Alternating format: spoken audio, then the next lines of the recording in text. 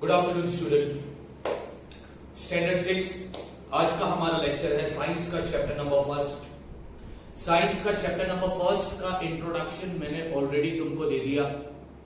Chapter number first का नाम है नेचुरल रिसोर्सेस और इस चैप्टर में हम 3 नेचुरल रिसोर्स के बारे में पढ़ने वाले हैं, एयर, वाटर एंड लैंड। तो आज मैं तुमको पहला नेचुरल रिसोर्स पढ़ाने जा रहा हूं और पहले नेचुरल रिसोर्स का नाम है एयर। आज हम एयर के बारे में पढ़ेंगे कि एयर के अंदर क्या क्या चीजें होती है, उसके यूजेस क्या है, वो सारी चीजें हम लोग पढ़ेंगे। एयर को पढ़ाने से पहले एयर कहां पर मौजूद होता है? अर्थ के अराउंड एयर मौजूद होता है, जिसको हम एटमॉस्फेयर भी कहते हैं। और एटमॉस्फेयर के कितने लेयर होते हैं? 5 लेयर होते हैं। पहला लेयर आता है ट्रोपोस्फियर, उसके ऊपर स्ट्रेटोस्फियर, उसके ऊपर मेसोस्फियर, उसके ऊपर आइनोस्फियर, उसके ऊपर एक्सोस्फियर। ठीक है। अर्थ के नजदीक, जमीन के नजदीक, अर्थ के नजदीक जो पहला लेयर है वो है troposphere.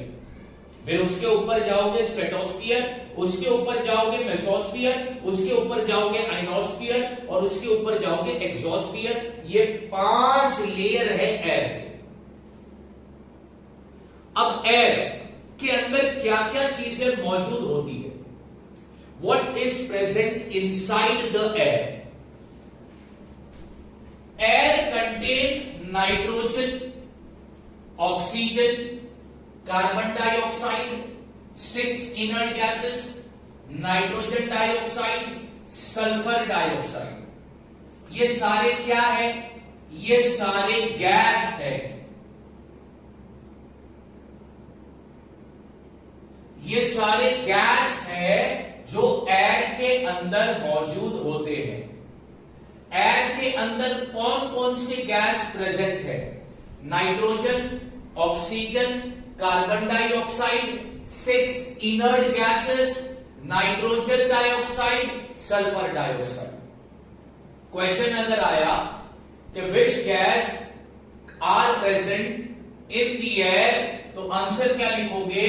Nitrogen, oxygen, carbon dioxide, 6 inert gases, nitrogen dioxide, sulphur dioxide. तो ये सारे गैस एयर के अंदर प्रेजेंट है। इसके अलावा एयर के पास 2 और चीज भी होती है। इसके अलावा एयर के अंदर 2 और चीज भी मिलेगी। एक मिलेगा वाटर वेपर और दूसरा मिलेगा डस्ट पार्टिकल। ये 2 चीज भी एयर के अंदर प्रेजेंट होता है। गैस के अलावा एयर के अंदर वाटर वेपर भी होता है और डस्ट पार्टिकल यानी धूल वगैरह भी होते हैं। अब आगे next topic, proportion of gases in the air. हमें मालूम है कि एयर में ये सारी गैस मौजूद है, लेकिन उनका प्रपोर्शन यानी कि रेशियो, प्रपोर्शन यानी कि रेशियो। तो proportion of gases in the air, हवा में, एयर में नाइट्रोजन कितना परसेंट है? 78%। ऑक्सीजन कितना परसेंट है? 21%। कार्बन डाइऑक्साइड कितना परसेंट है? 0.03%। आर्गन कितना परसेंट है? 0.9%। और बचे कुछ गैसेस कितने हैं? 0.07%। ये याद रखना। Proportion of gases in the air, तो हवा के अंदर नाइट्रोजन कितना परसेंट होगा? 78%। हवा के अंदर ऑक्सीजन कितना परसेंट होता है? 21%। हवा में कार्बन डाइऑक्साइड कितना परसेंट होगा? 0.03%। आर्गन कितना परसेंट होगा? 0.9%। और बाकी अदर गैसेस कितने परसेंट होंगे? 0.07%। हमें पता है कि एटमॉस्फेयर के कितने लेयर होते हैं? 5 लेयर होते हैं, यानी हवा के 5 लेयर है। पहला लेयर है ट्रोपोस्फियर, ठीक है। उनमें कितना परसेंट गैस मौजूद होगा? टोटल गैस टोटल गैस कितना परसेंट मौजूद होगा? 80% टोटल गैस तुम्हें कहां पर मिलेगा? ट्रोपोस्फियर में। उसके ऊपर आता है स्ट्रेटोस्फियर, उसमें कितना परसेंट गैस मिलेगा? 19% ये टोटल गैस मिलेगा। उसके ऊपर कुछ गैस मेसोस्फियर में होंगे, कुछ गैस आइनोस्फियर में होंगे। इसके ऊपर एक्सोस्फियर और उसके ऊपर कोई भी गैस मौजूद नहीं होगा। यहां पर देखो मैंने क्या लिखाया है, amount of gas in the air is the greatest near the surface. Amount of air कहां पर मौजूद होगा? अमाउंट ऑफ एयर, सबसे ज्यादा एयर कहां पर मौजूद होगा? अर्थ के सरफेस के करीब जो लेयर है उधर सबसे ज्यादा एयर मौजूद होगा। कितना परसेंट एयर मौजूद है? 80% एयर कहां पर मौजूद है? पहले लेयर पर। ये जो पहला लेयर है, मान लो ये अर्थ है, ये अर्थ,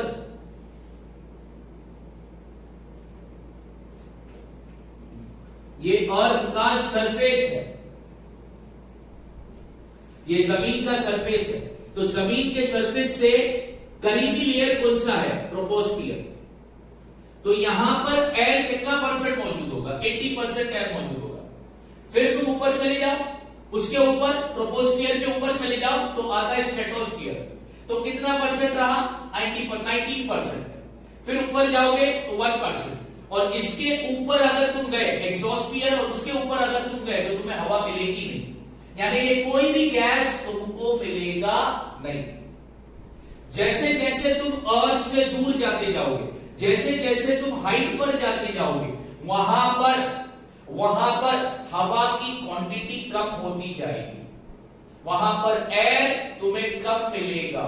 जैसे जैसे अर्थ से तुम ऊपर चले जाओगे वैसे वैसे एयर का रेशियो, एयर का परसेंटेज भी घटता जाएगा। इधर लिखाया है, it decreases as we go higher and higher from the surface. It यानी कि यहां पर मैं एयर की बात कर रहा हूं, एयर के अंदर जो गैस मौजूद है उसकी बात कर रहा हूं। एयर के अंदर ये सारे गैस मौजूद है, ये डिक्रीज होते जाएंगे जैसे जैसे तुम अर्थ के सरफेस से ऊपर ऊपर जाते जाओ। तो क्वेश्चन आएगा कि एयर के अंदर कौन कौन सी गैस मौजूद है, तो तुम्हें ये आंसर लिखना। फिर क्वेश्चन आएगा proportion of the gases in the air. ये सारे गैस हवा के अंदर मौजूद है, एयर में मौजूद है, लेकिन इनका रेशियो क्या है? तो ये आंसर आएगा, nitrogen 78%, oxygen 21%, carbon dioxide 0.03%, argon 0.9%, other gas 0.07%। फिर तुमसे ट्रू और फॉल्स में अगर क्वेश्चन पूछ सकता है कि जैसे जैसे तुम सरफेस से ऊपर जाते जाओगे, हाइट पर जाते जाओगे, जमीन से ऊपर जाते जाओगे, क्या वैसे वैसे हवा का क्वांटिटी डिक्रीज होगा? आंसर होगा यस, ट्रू, हवा का क्वांटिटी डिक्रीज होता जाएगा। कौन से लेयर पर तुम्हें हवा मिलेगी नहीं? एक्सोस्फियर में तुम्हें हवा बिल्कुल मिलेगी नहीं, यानी अगर यहां पर हवा नहीं है तो यहां पर ऑक्सीजन भी नहीं होगा। अगर तुम इस हाइट तक चले गए जमीन से, इस 5वें लेयर पर अगर तुम चले गए एक्सोस्फियर पर, तो यहां पर तुमको ऑक्सीजन मिलेगा नहीं, सांस लेने में दिक्कत होगी। इसलिए तो बच्चों एरोप्लेन उड़ता है जमीन से ऊपर, आसमान में उड़ता है, ठीक है। तो इसलिए एरोप्लेन के अंदर क्या मौजूद होता है? ऑक्सीजन मौजूद होता है, ऑक्सीजन मास्क मौजूद होता है, ऑक्सीजन भी मौजूद होता है एरोप्लेन के अंदर। क्यों? क्योंकि वो कौन से लेयर पर उड़ता है? एक्सोस्फियर पर उड़ता है, तो वहां पर ऑक्सीजन मुश्किल होता है, इसलिए ऑक्सीजन अवेलेबल किया जाता है एरोप्लेन के अंदर। इसके अलावा एयर के अंदर और क्या क्या चीज प्रेजेंट है? तो तुम्हारा जवाब होगा water vapour and dust particles. तो ये था एयर के बारे में। अब एयर के अंदर गैस मौजूद है, अब उन गैस के यूजेस क्या है, वो गैस किस काम में हम इस्तेमाल करते हैं वो पढ़ेंगे। The uses of gas in the air. Air में कौन कौन सी गैसेस मौजूद है? Nitrogen, oxygen, carbon dioxide, 6 inert gases, nitrogen dioxide, sulphur dioxide gas. तो इनके यूजेस क्या है वो अभी अपन पढ़ने वाले हैं। तो uses of gas in the air. पहला गैस लिया मैंने nitrogen. Nitrogen helps living thing to build necessary protein. Nitrogen living thing की मदद करता है क्या बनाने में? नेसेसरी प्रोटीन बनाने में। जरूरी प्रोटीन बनाने में मदद करता है नाइट्रोजन। इसके अलावा it is useful in the production of ammonia. Ammonia बनाने के लिए भी, एमोनिया एक प्रोडक्ट है, एमोनिया बनाने के लिए, केमिकल एमोनिया, वो बनाने के लिए भी नाइट्रोजन का इस्तेमाल किया जाता है। तो नाइट्रोजन का इस्तेमाल कौन करते हैं? Living thing. काय के लिए? प्रोटीन बनाने के लिए। इसके अलावा केमिकल एमोनिया बनाने के लिए भी नाइट्रोजन का इस्तेमाल किया जाता है। तो पहले गैस का यूज हमने देख लिया। दूसरा गैस है ऑक्सीजन। हम सबको पता है कि हर लिविंग थिंग के लिए ऑक्सीजन जरूरी है। अगर ऑक्सीजन नहीं रहेगा तो हम सारे लिविंग थिंग्स क्या हो जाएंगे? मर जाएंगे। Necessary for respiration in living thing and for combustion. Combustion का मतलब क्या होता है? कंबशन का मतलब होता है आग लगाना। लकड़े को आग लगाते हो, पेपर को आग लगाते हो, पेपर को जब तुम आग लगाते हो तो वो आग पकड़ता है। लकड़े को जब तुम जलाते हो तो वो जलता है। वो क्यों जलता है? उसकी जलने में मदद कौन करता है? ऑक्सीजन। जहां पर ऑक्सीजन ना हो उस जगह पर अगर तुम लकड़े को जलाने की कोशिश करो तो लकड़ा जलेगा नहीं। क्यों नहीं जलेगा? क्योंकि वहां पर ऑक्सीजन मौजूद नहीं है। इसलिए कंबशन के लिए भी ऑक्सीजन काम आता है और रेस्पिरेशन के लिए भी ऑक्सीजन काम आता है। उसके बाद आता है कार्बन डाइऑक्साइड। कार्बन डाइऑक्साइड को यूज कौन करता है? प्लांट। क्या बनाने के लिए? फूड बनाने के लिए।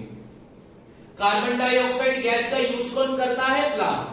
क्या बनाने के लिए? फूड बनाने के लिए। उसके बाद आता है आर्गन गैस। आर्गन गैस का इस्तेमाल किया जाता है इलेक्ट्रिक बल्ब के अंदर।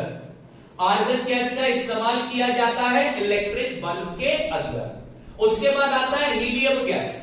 हीलियम गैस का इस्तेमाल करते हैं टेम्परेचर को कम करने के लिए। हीलियम गैस का इस्तेमाल किया जाता है टेम्परेचर को लो करने के लिए। उसके बाद आता है neon gas. Decorative light. Decorative light बनाने के लिए जिस गैस का इस्तेमाल किया जाता है वो है नियॉन गैस। डेकोरेटिव लाइट तुम्हें पता है, शादी ब्याह में, कोई फंक्शन में तुम लाइटिंग का डेकोरेशन करते हो, वो अलग अलग कलर की लाइट्स जो होती है डेकोरेटिव लाइट, वो किससे बनती है? नियॉन से। जेनॉन, इसका इस्तेमाल किया जाता है फ्लैश फोटोग्राफी। इसका इस्तेमाल किया जाता है फ्लैश फोटोग्राफी में। अब एग्जाम में क्वेश्चन आया, write the uses of nitrogen gas. Nitrogen gas के यूज लिखो। तो तुम लिखोगे it helps living thing to build necessary protein. Living thing की मदद करता है प्रोटीन बनाने के लिए। दूसरा, it is useful in the production of chemical ammonia. Chemical ammonia बनाने के लिए भी नाइट्रोजन गैस का इस्तेमाल किया जाता है। फिर क्वेश्चन आया, write the uses of oxygen. तो oxygen is use for two things, respiration and combustion.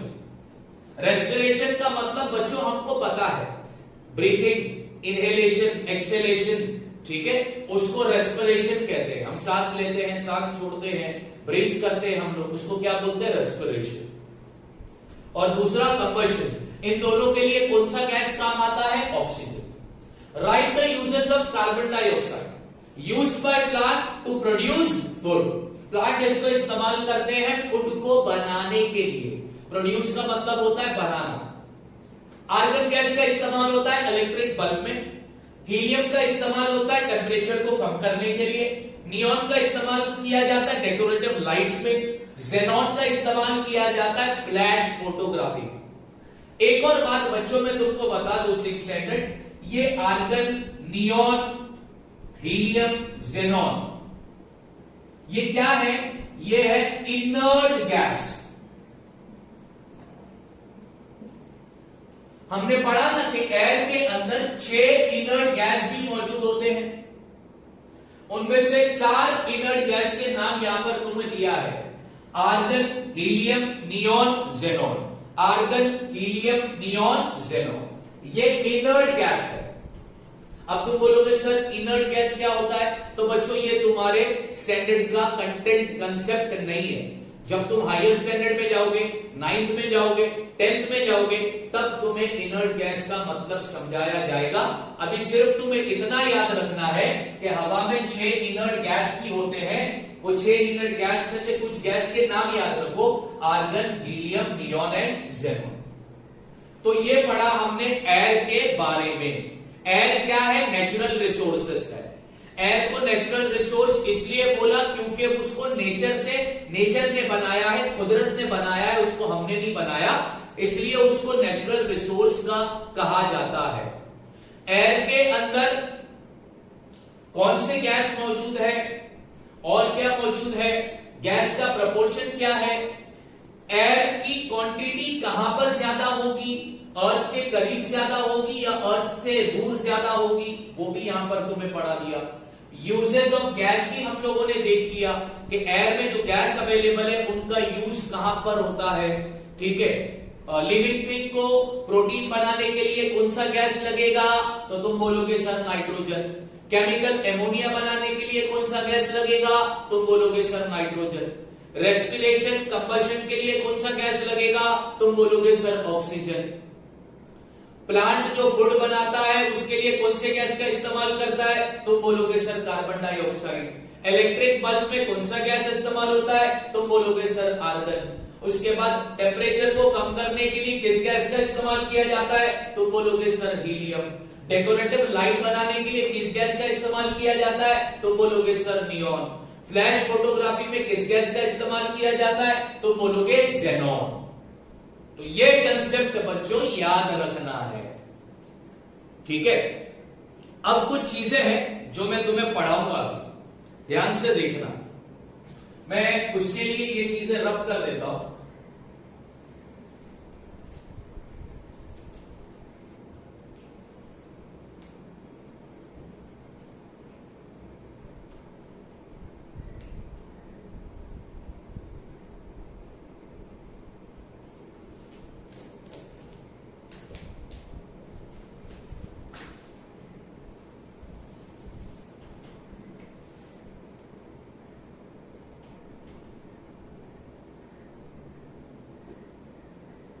One is air pollution.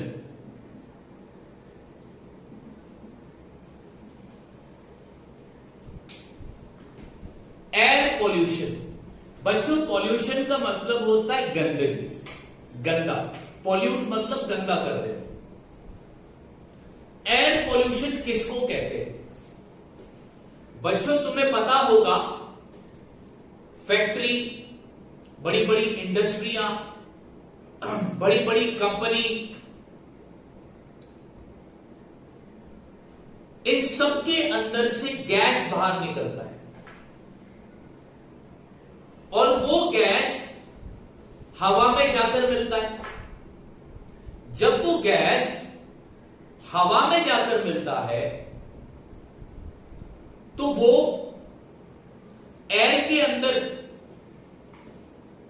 जो गैस मौजूद है ऑलरेडी, जिस प्रपोर्शन में मौजूद है, उस प्रपोर्शन को वो डिसबैलेंस कर देता है और डिसबैलेंस करने के बाद वो एयर पॉल्यूट हो जाती है, गंदी हो जाती है। उसको हम कहते हैं एयर पॉल्यूशन। मैं फिर से रिपीट करता हूं, गाड़ी से निकलने वाला धुआं, इंडस्ट्री से निकलने वाला, कंपनी से निकलने वाला, फैक्ट्री से निकलने वाले धुएं, ये सारे स्मोक कहां पर जा मिलते हैं या किससे जा मिलते हैं? हवा से जा मिलते हैं। जब ये गंदे स्मोक एयर से जाकर मिलते हैं तो ये स्मोक एयर का जो बैलेंस है उसको बिगाड़ देते हैं। एयर के अंदर जो गैस मौजूद है और जिन क्वांटिटी, जिस प्रपोर्शन में वो मौजूद है, उस प्रपोर्शन को ये बिगाड़ देते हैं, डिसबैलेंस कर देते हैं। और डिसबैलेंस करने के बाद वो एयर गंदी हो जाती है और उसको हम कहते हैं एयर पॉल्यूशन। मैं इसको डायग्राम के जरिए बताता हूं। मान लो ये एयर है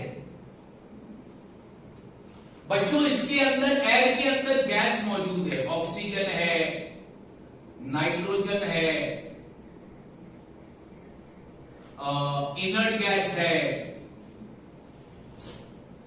एक्सेट्रा, बहुत सारे गैसेस में मौजूद है।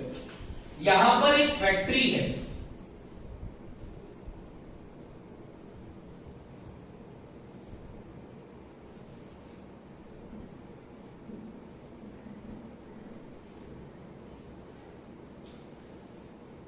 ये फैक्ट्री का चिमनी है जिसके अंदर से धुआं बाहर निकलता है, इसको हम चिमनी कहते हैं। अब इसके अंदर से स्मोक बाहर निकले, क्या बाहर निकल रहा है? स्मोक, धुआं। और ये स्मोक किससे जा मिल रहा है?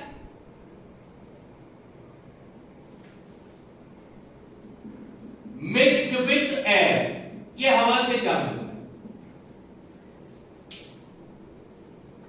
जब ये स्मोक हवा से जा मिलता है तो ये क्या करता है? ये क्या करेगा? Disturb the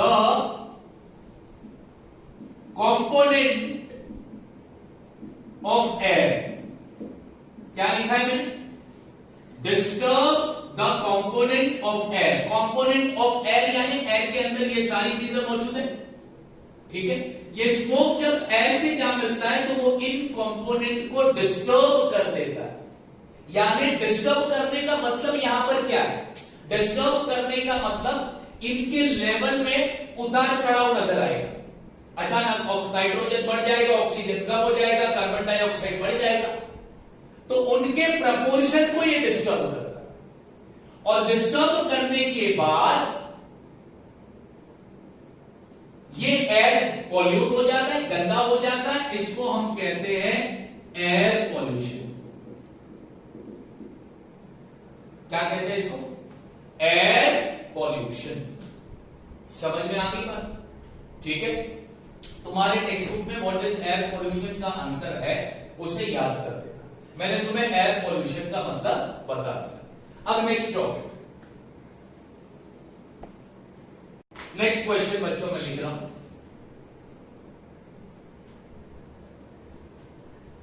What are the harmful substance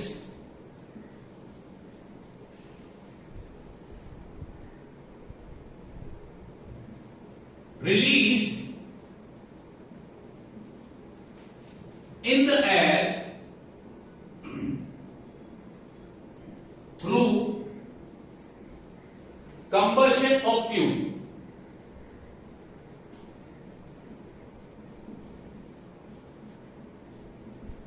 अब तुम बोलोगे सर ये क्वेश्चन का पहला मतलब बता। हार्मफुल मतलब डेंजरस,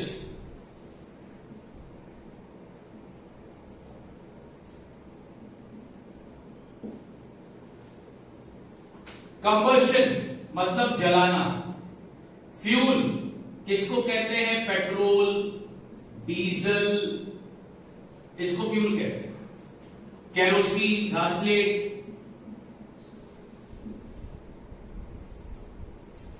कंबशन का मतलब होता है टू बर्न, जलाना। जब भी फ्यूल को हम कंबस्ट करते हैं यानी जलाते हैं, तो उसको जलाने के बाद उसके अंदर से हार्मफुल सब्सटेंस निकलते हैं। और वो हार्मफुल सब्सटेंस किससे जा मिलते हैं? एयर से। सवाल यह है कि कौन कौन से हार्मफुल सब्सटेंस निकलते हैं फ्यूल को जलाने के बाद, तो उसका आंसर लिखा। Nitrogen dioxide,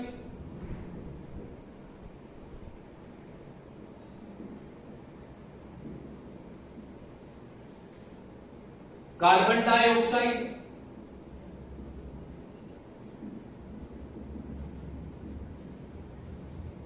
carbon monoxide,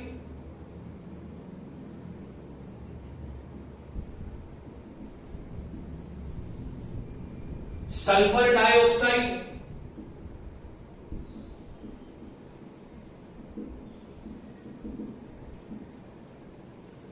suit. Suit का मतलब तुम्हें पता होगा, अगर लकड़ी को जलाते हो तो वो लकड़ा धुआं बन जाता है, धुआं बनकर ऐश जो उसका बचता है, ऐश पाउडर, वो भी पाउडर हवा में जा मिलता है, उसको हम सूट कहते हैं। क्या कहते हैं? सूट कहते हैं। तो क्वेश्चन क्या था बच्चों? What are the harmful substance release in the air through combustion of fuel.